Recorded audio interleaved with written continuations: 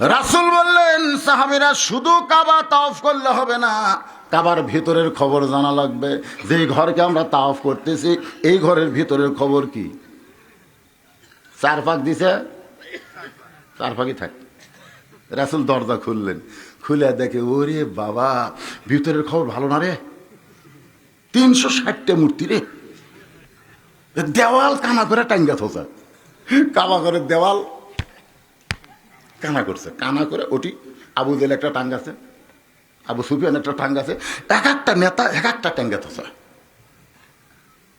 আপনারা বলেন তো, যখন আবু জেহেল মূর্তি নিয়ে কাবার ঘর খুললো, ওই সময় যদি আল্লাহ একটা মার দিত, মানে ফেরেশতা খাড়া করতে হচ্ছে, মূর্তি নিয়ে যে আমার ঘরের মধ্যে ঢুকবি, একটা চল মারবো, আন্দারা চল, মার হবি কিন্তু দেখা হবি না।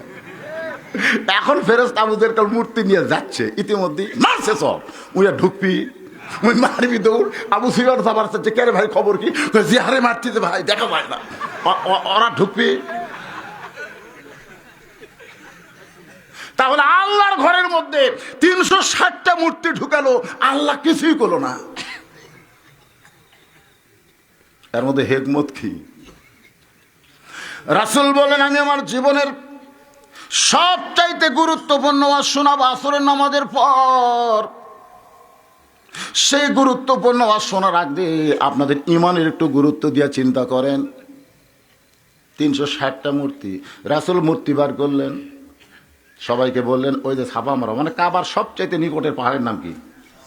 ছাপা মারা। খালি পাঁও ধরবে, পাঁও ধরবে, মারবা আসার, এক আসারে যাও চুরমার হয়ে যায়। মূর্তি ভাঙ্গার প্রতিযোগিতা চলতেছে। একটা মূর্তি, সেটা হলো হবল। এই হবল মূর্তিতে রাসূল তার মামাকে দিয়েছে, সাদ ইবনে আবি ওয়াক্কাস। আশারে মুবাশশারাতে 10 জন আছে, তার মধ্যে রাসূলের মামাও কিন্তু আছে। তো এই মূর্তিটা খুবই সুন্দর। ওই মূর্তিটা হলো আমাদের জাতির পিতা হযরত ইব্রাহিম আলাইহিস সালামের নামে বানাইছে। নবীর মামা মূর্তিটা দেখতেছে, রাসূল বললেন, চাচা মূর্তি, মামা মূর্তি ভাঙ্গার টাইম দেওয়া যাবে, কিন্তু মুসলমানের মূর্তি দেখা যাবে না। আল্লাহর বান্দারা খেয়াল করবেন, কাবা পরিষ্কার হলো, নবী বলেন আবার শুরু করো, ওই 4টা বাদ দাও। 7 পাকে এক তাওয়াফ দিলেন। আপনাদের বোঝানোর জন্য বলতেছি, রাসূল বললেন, সাহাবীরা রে, এতক্ষণ যে কাবার দিকে মুখ করে নামাজ পড়লাম, ওইটা হলো পাথরের কাবা, ওর ভিতর কিছুই নাই। কিন্তু যাদের দিকে মুখ ঘুরালাম, এরা হলো সকলেই আল্লাহর কাবা। মানে আমি রাসূল যাদের দিকে মুখ ঘুরালাম, এরা হলো কার কাবা? আমি রাসূল বলতেছি, তোমাদের মতন একটা কাবা যতদিন দুনিয়াতে থাকবে, ইসরাফিল সিংহায় ফুৎকার দিতে পারবে না। কিন্তু ওই পাথরের কাবা, ওই বাইতুল মুকাদ্দাস, এই মসজিদ নববী, ইসরাফিল যখন সিংহায় ফুৎকার দিবে, সব শেষ, সব ধ্বংস হয়ে যাবে।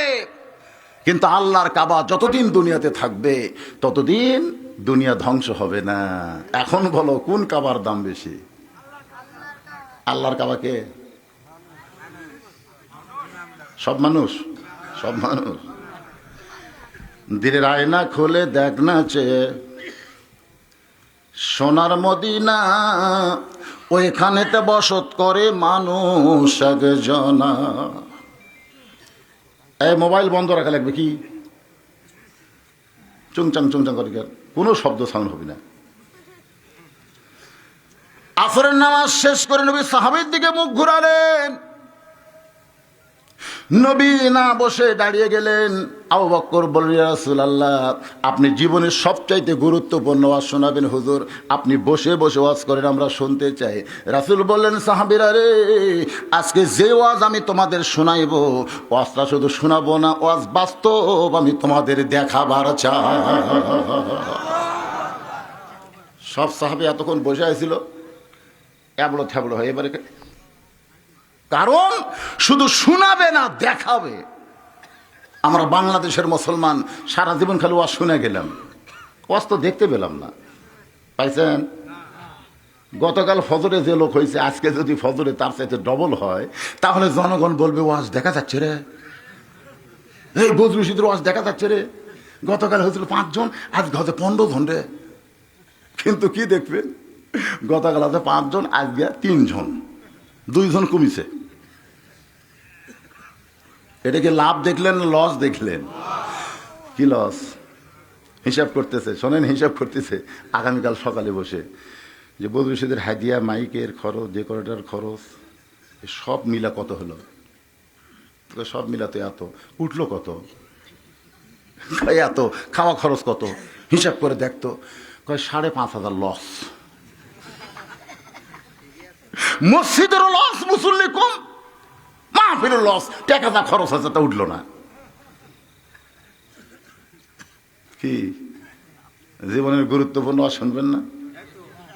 খালি শোনা না, দেখা লাগবে, দেখা দেখা।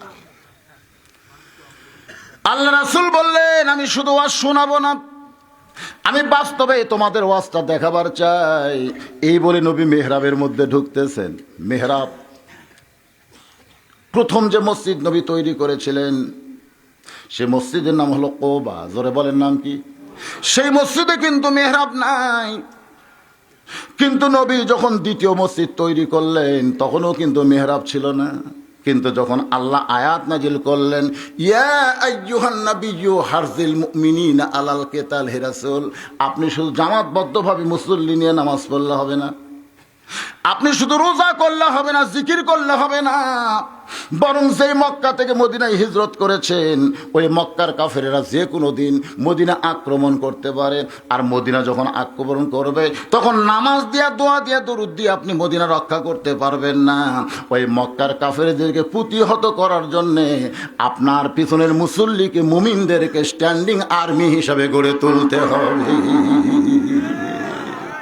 এই দুইটা হাত খালি দোয়ার হাত না, এই দুইটা হাত কিন্তু লাঠি ধরার হাত। আপনারা কি মনে করছেন?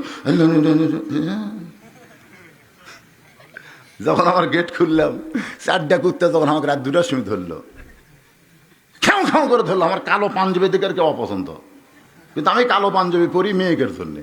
এই মেয়েরা স্যাটেলাইট আমাকে দেখে তো, বক্তা পুরুষ, মেয়ে, নারী, বক্তা দেখা তো জায়েজ নাই, তেন কি করি? এরাও তো কমিটির লোক, দেখায় দা, মেয়েরা বক্তাকে না দেখলে আসে না। তখন আমি চিন্তা করলাম, কি করা যায়? হামো কালো, জুব্বা একটা বানান লাগবে কালো, 2 কালো একত্রে ভূতের মতন দেখা গেল। ওরা শুনবে ঠিকই, তাকায় থাকবে না। কারণ কালোর প্রতি মানুষের আকর্ষণ কম না বেশি? দেখবেন একটা হলুদ রঙের বোরকা কিংবা ওই যে আপনার বেগুনি রঙের বোরকা, একেবারে সেই রকম সাইজ বোরকা পরে গেলে মানুষ কিন্তু মেয়ের জন্য না তাকালো, বোরকার জন্য 2-4 বার দেখে। আর যদি কালো বোরকা পরে, না মানুষ না রে, পেতনি রে। কালোর প্রতি আকর্ষণ কম না বেশি? একটু মনোযোগ দিয়ে শুনবেন। ইয়া আইয়ুহাল্লাযীনা আমানুত্তাকুল্লাহা হাক্কা তুকাতিহি ওয়া লা তামুতুন্না ইল্লা ওয়া আনতুম মুসলিমুন। ঈমানের উপরে কথা চলতেছে। নবী মেহরাবের মধ্যে ঢুকলেন। এই মেহরাবটা নবী কেন বানাইলেন? যে কোনো সময়, আল্লাহ বলেছেন যে কোনো সময় কাফেরেরা মদিনা আক্রমণ করতে পারে, যে কোনো সময়। তাহলে শুধু নামাজ পড়লে হবে না, নামাজ পড়ার সময় লাঠি সোটা নিয়ে মসজিদে আসতে হবে। যদি ওরা আক্রমণ করে, বাবরি মসজিদ যেমন ভাঙছে, ওই জায়গায় 20 কোটি মুসলমান থাকছে, কিন্তু বাধা দিবার পারে নাই। পারছে নাকি? কিন্তু বাংলাদেশের কোনো মসজিদ যদি ভাঙবার আসে, মুরব্বীরা যারা নামাজ পড়ে তারা কি বলবে জানেন? আমি দেখছি মসজিদ যদি ভাঙবার আসে, মনে করেন, তখন মুরব্বীরা বলবে, ওরা ভাঙ্গা যাক, ওরা ভাঙ্গা থয়ে যাক, পরে আমরা কর্মরে গন্ডগোল করার দরকার নাই, ভাঙ্গুক, পরে আমরা করব। এই কথাই এখনকার নামাজিরা বলবি। আর বেনামাজি কি বলবি? জীবন থাকতে আল্লাহর ঘর ভাঙবার দেব না রে। আমি হিসাব করে দেখছি, বর্তমানে নামাজের চাইতে বেনামাজের ইমান চুরি। কয়েকদিন আগে একটা মাহফিল করলাম রাজশাহীতে, মসজিদের কালেকশন হচ্ছে।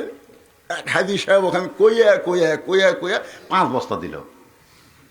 আর সামনে একটা দাঁড়িয়ে আছে যুবক, হুজুর এত চাচ্ছেন, হুজুর 50 বস্তা।